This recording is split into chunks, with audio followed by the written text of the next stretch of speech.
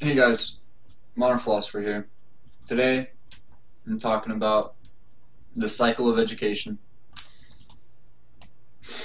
Um, so I've already talked to you about the importance of education and trying to get knowledge, and I have some quotes here.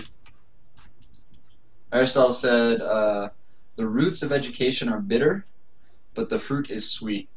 So this quote is going to show how our process is not really that great. Going to school, no one really likes it. But the outcome, the actual knowledge you receive, that's the beauty. Uh, Nelsen Mandela said, "Education is the most powerful weapon which you can use to change the world." 100% true. Another quote, Benjamin Franklin said, "An investment in knowledge pays the best interest." Everybody believes that knowledge is the key to freedom and future success. So it just is. Knowledge is the key to success. It's the pathway through education to success. So today I'm going to talk about the cycle of education. I've already sort of talked about how the brain and the computer are very similar. They almost act in incredibly similar ways, sorry. Basically, what a computer does is it inputs data and it outputs data after putting it through a process. And so this is going to be our same definition for what learning is in the human brain. When you're human, you input data from an external source, an external hard drive, whether it be through reading, through watching videos on YouTube, listening to people talk about whatever it is that they're talking about, making conversation, communicating with people, whatever it is, you have to input data to be able to outsource or export data. That's just how it works. And so that's our main first step. You got to input the data. And that's why reading, and that's why watching YouTube videos, or why watching documentaries, all of that is inputting data from an external hard drive. Why using Google is inputting data from an external hard drive. You get information. You go to school and you input data. You get data put into your brain. Now, when the data is put into your brain, you don't learn. You don't have knowledge yet. Knowledge comes from actually using that data. And so here we get our second step, the process. You process the data. That's what your computer does. The original function of your computer was to input data, put it through some equation and process, and then output that data, right? It was just to use complicated equations. And that's almost the same purpose in math. So this is our second step, process. You have to process the information that you've gotten. And this can come in multitude of ways, and there's hundreds of different ways that you can actually process the data, whether through critical thinking, through using the data over and over again, or actually conceptualizing it in a different way is also a form of processing it. So seeing the data through a different perspective, a different lens, is the same way as processing the data in a different way. So that's processing. Now, once you have input data and you process the data, you still don't know anything. You've started to, you're on the road to, you have data in your head, you have knowledge in your head, but you're not quite there yet. There's one more step, and the last step is the output, right? You have to be able to use the data, use the information that you've gained, and actually understand it well enough to be able to use it. That's the processing. Processing allows you to understand it well enough so you can actually use it. And so that's the output. And you can output in a multitude of ways. And that's one of the biggest issues about our modern education system, is that we kind of skip the process, right? We either skip the process and the output entirely, or we just skip the process and we go straight to the output. Teachers will give you tons and tons of information, especially useless information, and then they expect you to be able to just output and use that information. But in order to actually use that information and have knowledge about it and be learning in this process, you have to have that middle step so that you can actually understand what you're doing. Because if you don't understand what you're doing, you just do it, it doesn't matter. And so that's why actually teaching something is one of the greatest ways that you can actually learn.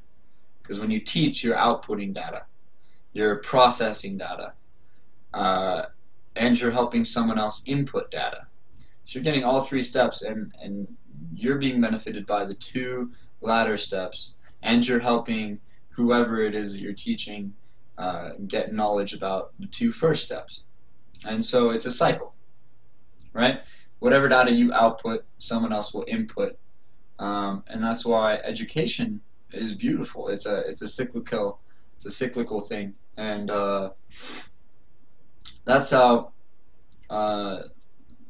knowledge is gained. That's the cycle of education, the cycle of learning.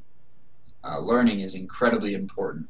A pretty well-known quote: "If you give a man a fish, you'll feed him for a day. If you teach a man how to fish, you'll feed him for life." And that's 100% true. And that is the saddest part about today's education system in America. We teach kids how to. We don't teach them. We give them the fish. We give them the fish. We give them 13 years of fish, and then we don't teach them how to fish. That's the biggest struggle. If you can teach someone how to fish, then you can teach them how to be successful. Now the metaphor for fish in this case is going to be learning. So you give them knowledge, but they don't know what to do with that knowledge. They don't know how to process it. They're stuck at that input stage, and they're expected to be at that output stage, but they don't know how to process. So the most important thing that education should do is teach you how to process the information, teach you how to actually learn. That's the most important thing. Learning how to learn. If you learn how to learn, then you know how to do whatever. That's when people say, you know, when am I going to use this in real life when we're doing like math or whatever? It's like, what is the practical purpose of this? Well, the reason you're learning it is to learn how to think critically. You're not learning it to be able to add 2 plus 2. You're learning how to add 2 plus 2 to be able to think critically. You're learning how to problem solve. That's the actual thing that's important in math. Same thing with English, you know. Who cares about Great Gatsby? It's just a stupid story. Well, what they're teaching you in English classes is they're teaching you how to input that data, and they're teaching you how to think critically about the data and perform analysis of it. That analysis is the process, right? So that's the purpose of the education system. And there's two faults here. The first fault is that in American system, in the American education system, we're not teaching kids how to process the data. That's the first fault. The second fault is that the kids that are trying to learn, they don't know how to. They're not being taught how to learn. And so they don't know why they need to learn this information, and they don't see the importance of it, and they think they just blow it off like it's unimportant. But one of the greatest things about learning, is you do not need a teacher to learn. Some of the greatest things that can never be understood are never taught. By this I mean you can't learn everything from your teacher. Right? Everybody's heard the phrase, the apprentice becomes the master. Right? The master cannot, the mentor cannot teach everything to the student. The student must go beyond the master. And so that's the basic gist that I'm getting to about education and the importance of being able to learn. Once you can learn, you can go beyond your master and become more successful in your life. So go to school with the hope of learning, not with the hope of acquiring knowledge. Because if you go to school with the hope, no, you should go to school with the hope of acquiring knowledge, but not information. If you go to school assuming that you're gonna only acquire information, then you will not process. Right? That's going to school and saying, oh, I'm going to learn about how to do calculus, or I'm going to go and learn how to do algebra. Well, to be honest, most people won't ever use algebra or calculus or whatever it is in the rest of their life.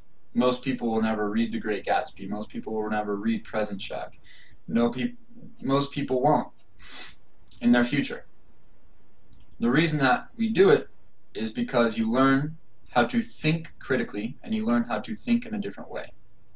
That's the purpose of education, to teach you how to learn. And through learning, you can teach others how to learn. By going through the process, you can teach others how to learn. That's the beauty of it. It's cyclical, just like the circle of life. Everything follows that pattern, the cycle, right? And the cycle goes input, process, output, and the output becomes someone else's input. And then the cycle repeats itself over and over again. So that's the process of education. So that was the 5th episode for Modern Philosopher. Next week I'm going to be talking about entropy and extremes. I'm going to go in a little bit more detail about yin, yang, and opposing forces and the balance of everything. Talk a little bit more about adaptability, a little bit more about education, and the difference between rationalism and empiricism. But yeah, that was today's Daily Enlightenment. Let me know if you guys like this video. Give me a thumbs up, and go ahead and subscribe to the channel. If you want to see more videos like this, follow Twitter and Google+, if you want to have some inspiring quotes, enlighten your day, and make it a little bit better. Alright, we'll see you guys next time. Bye.